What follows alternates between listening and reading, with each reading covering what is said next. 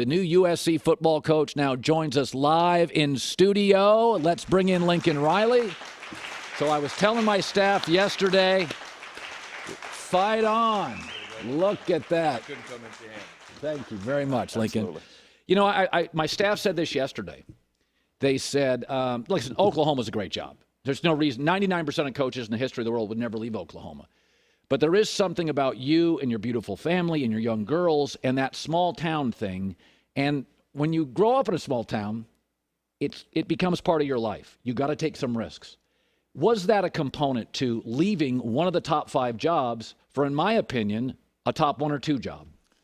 I think that's fair to say. And I would say we've definitely been shaped. Both me and my wife are from small towns. I think we have been shaped by our upbringing and not afraid to take risks if we felt like they were the right opportunities at the right time. And that's essentially what this was. It was very difficult to leave Oklahoma. I love Oklahoma. They were phenomenal. It was nothing about something that Oklahoma wasn't. It was seeing this opportunity for our family, for USC, and what we felt like this program could be that just really intrigued us, and just it felt like the right thing to do and the right opportunity at the right time. You know, the Pac-12 years ago wanted both Oklahoma and Texas in the conference, and I had said at the time they feel West.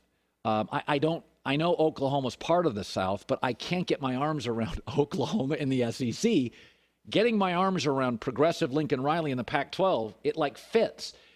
You feel like, I mean, say what you want about the Pac-12, but a lot of our offenses, Bill Walsh, Don Coryell, Eric Coryell, Chip Kelly, modernized football, 13 seconds a snap. There is something about you feel like the Pac-12 to me. Does that make sense? It does. I think when we thought about the fit, both from a football standpoint, I think culturally, just for our family, there was nothing about this that was uncomfortable. I agree with you. There's been, obviously, this is an innovative place. It's one of the greatest cities in the world for so many different reasons. And yeah, hopefully we can bring something to it. You can feel the energy in this city. I mean, we could feel it yesterday as we traveled around, got introduced to so many people, and I think that's something that we'll feed off of and be excited to be a part of. Listen, Brian Kelly just took an LSU job. A lot of times, I've always defended coaches on this because schools don't give you much of a heads up when they fire you. It's not like you guys in the recruiting wars have to give people a long tarmac on it. When I read the clippings, and I followed this story pretty closely for a month, it was sudden. I didn't hear your name until like 3 days ago, maybe 2.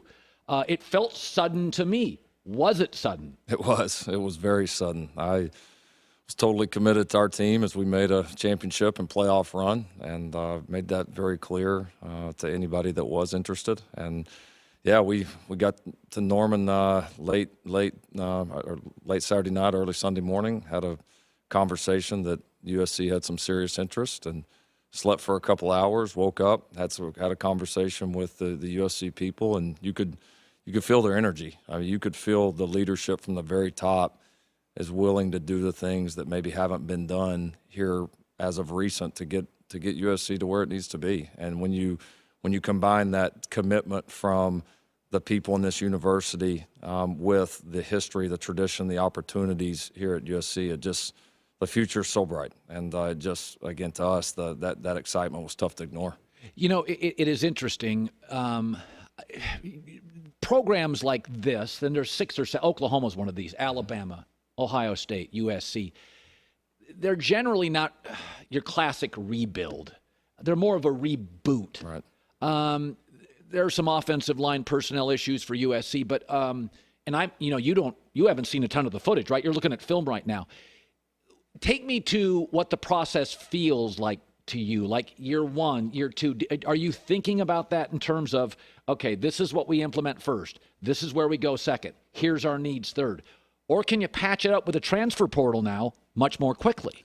I would say there's a balance of both. Certainly getting the right staff in here is a key priority. There's going to be certain steps that we're going to have to take that are going to take time. It's not going to happen overnight, but at the same time, as you mentioned, there is opportunities to rebuild rosters and to add to rosters and change rosters there's more opportunities to do that than ever before. There's so many different ways that you can go about it. So I think a big part is having a staff that can be creative, that can look at, hey, here's where the roster's in a great place. Here's where we need to add. Here's where we need to change and adapt. And again, I think once all the future recruits and future SC players out there see what we've seen, the commitment and what this place is getting ready to do in terms of going completely all in on this football program, I think that's what sold us. I mean, at the end of the day, that's a big reason why we're here. We saw that. And in some ways, we were kind of like recruits. And so I think when all of these people see what we saw, I think we'll have some great opportunities to add some great Trojans. Not to be nosy, but take me to the moment you decided to take the job and your wife, and take me to the moment, 6 in the morning, 7 in the morning, and there's that moment where you're loyal and you got your program and you're being sold something and you're an aspirational person and something flips. And take me to that moment if you could. Yeah, I honestly didn't think I would do it. I really didn't. But we were interested enough to have a conversation. We had a great conversation with the leadership at SC. And after we got off the call, my wife and I just sat there and we really broke it down. And it was a tough decision. I mean, there is no denying that. I mean, leaving Oklahoma, not just the quality of program at Oklahoma, but the people there, the relationships. I mean, that was 7 years of my life. You know, we had a historic run there. My second daughter was born there. I mean, we were very entrenched. And so the gravity of not just taking the job and the excitement, but of also knowing what we were leaving was tough, and it was very emotional. But we both believed at the end of the day that this was right. It was right for our family. It was, and so we, despite being nervous and I think apprehensive about having to leave a place like OU, the confidence we had in this place and the opportunity it outweighed that. And so it was very emotional. It was bittersweet in a lot of ways, but we are thrilled to be here.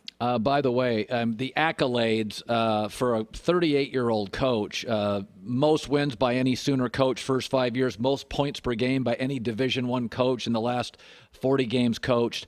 I've heard this before. Jimmy Johnson has told me this. Sometimes the best time to reevaluate something personally or on a team is when you're winning. It's easier to send the message after a winning streak. And so you've had so much success, you're not failing at much. Is there anything you look at now as you move to USC and go, you know, this is one thing I'm going to redo? Because you did inherit a program Absolutely. from Bob Stoops, so it had its own inertia. Absolutely. Now it's your program. Is there anything you look at and go, oh, you know, I may do that differently? Well, I think there's going to be a lot of things about that we did at our program at Oklahoma that I think have been big parts of the success at Oklahoma that we will bring here. But this isn't Oklahoma either, and so I think we have to be flexible and find for us, you know, what works out here. You know, what works for this part of the country, what works for our players and our staff out here. And so I think having a staff that can be very flexible in that is very, very important. I think the first thing to me that comes to mind is the culture and accountability within the program. And again, I'm not judging anything before. For me, it's going to be about these days going forward. But I know enough from being in that program at OU that if you want to have a championship program, if you want to truly compete and be at the top, you better have a locker room that's about that. You know, you better have guys that are about each other, guys that care about the program, guys that want to win, and guys that are able to put that in front of the personal accolades and all the individual needs and wants that are out in the world right now. Because the crazy thing is, when you care about the team and when culture is important and when you just want to win, the individual things come. And you see that with the great players in any sport right now.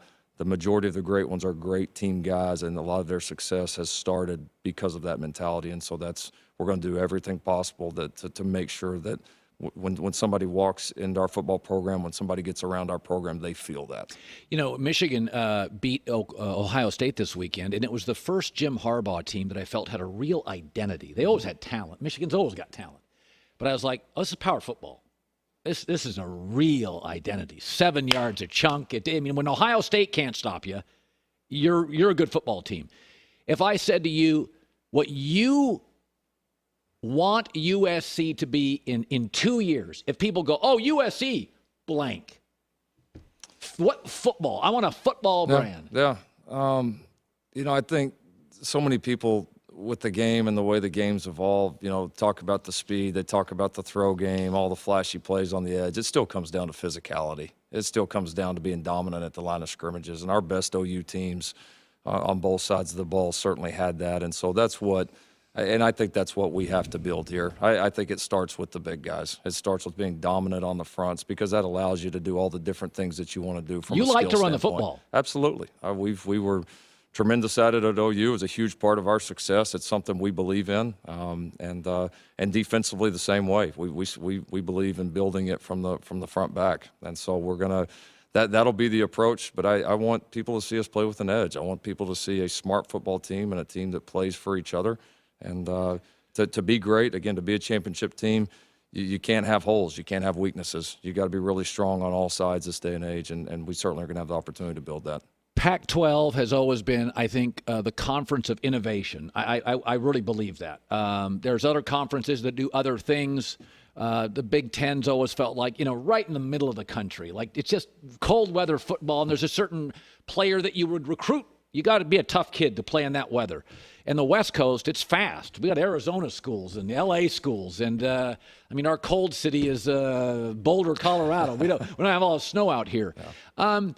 It's interesting. I feel your offense and your kind of system works out west. This is not a shot at the SEC, but you didn't get a say on Oklahoma going to the SEC. Was there a little part of that ever was that in the decision at all that you're a Big 12 guy and a Big 12 coach and, SEC? Was that part of it? 0%.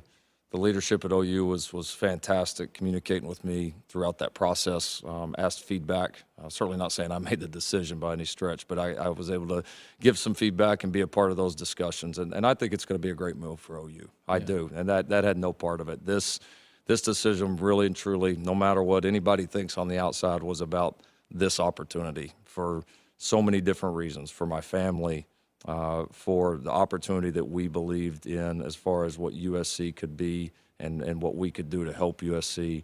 And it was just the right challenge at the right time. So, no, it had nothing to do with it. I do think what we do is going to translate well out here, and can't wait to get it implemented and started. Oklahoma recruited Los Angeles very well. You've been, and then by the way, Bob did. It's always been something where there's talent here, and when USC and UCLA are down, there's opportunities. When you look right now in this class, because you got about 2 weeks here, right? Right. How is the talent in Southern California that you could drive in your car over the next 2 weeks? How is the talent in this state high school football? Oh, it's tremendous. It's tremendous. I've had a long respect for these players, and no matter where I've been, we've always wanted to come out west and recruit because there is great talent. There's players here that want to be great. There's elite coaches in this area. I mean, you can, and we've had a lot of success, not just in recruiting, but when these guys have gotten to our schools, yes, they've become really, really good football players. And so, no, I love it. I love recruiting out here. Always have a lot of great relationships already. Obviously, it's going to be a huge key to our success at SC, but very confident that, one, the players are out here too, but the second part is we have to build and put something in front of them that says there's no reason to go across the country. There's no reason to go anywhere else. I can get the very best right here in LA. You've never coached at the Coliseum, have you? I have not. Yesterday was my first time in there. Let me tell you something. On a Saturday night when Pete had it rolling, it's different. I mean, don't get me wrong. I've been to almost all these.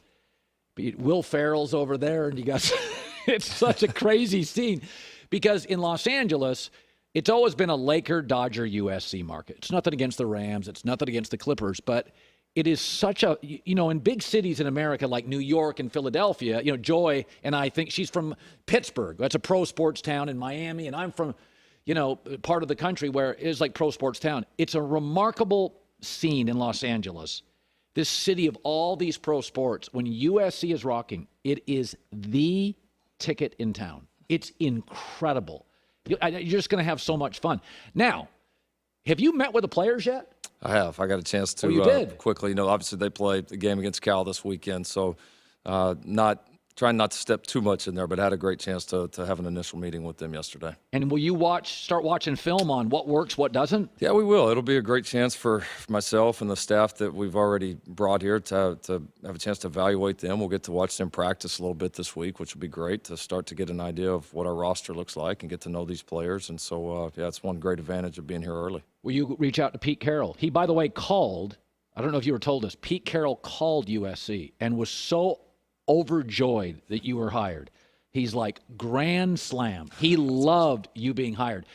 Is there anybody, like, would you reach out to Pete? Oh, 100%. We got to know each other a few years ago. I got to spend a few days with him out in Seattle. He's phenomenal, as everybody knows. So, no, he knows this place as well as anybody. So he is.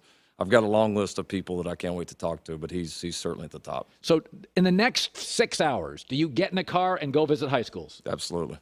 Absolutely. Could I go with you? I'm sorry. I'm a total dork. By the way, Leinart and Reggie Bush. Leinart still wants to show you he's got an arm. You're just going to have to tolerate it. That's okay. I can handle that. Great meeting you. Great seeing you. Thanks, Colin. Appreciate it. Lincoln Riley, new coach at USC. How exciting is that?